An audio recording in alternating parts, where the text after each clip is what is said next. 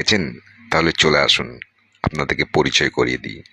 এটা হচ্ছে বহরমপুর শহরের কৃষ্ণনাথ কলেজের হোস্টেল, নাম কুমার হোস্টেল। সামনে যে বিল্ডিংটা দেখছেন জঙ্গলে ঢাকা, ওটা হচ্ছে পুরনো কুমার হোস্টেল বিল্ডিং, যেখানে একসময় মাস্টারদা সূর্য সেন পড়াশোনা করতেন। এইটা হচ্ছে নতুন বিল্ডিং, দূরে যেটা দেখতে পাচ্ছেন। পুরো মাঠটাই জঙ্গলে ভর্তি, সাপের আড্ডা, শেয়ালের আড্ডা। কিছুদিন আগে একটা বড় চন্দ্রবোরা সাপ দেখা যায়। প্রশাসনের কোনো হেলদোল নেই এই জঙ্গল সংস্কার করার জন্যে।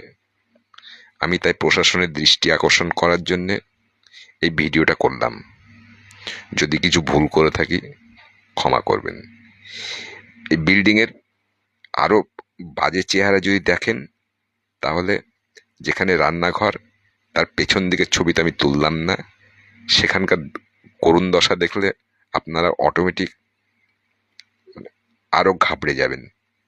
কি অবস্থায় এইসব ছাত্ররা এখানে বাস করে, তাদের সব সময় একটা প্রাণের ভয় নিয়ে থাকতে হয়। ধন্যবাদ।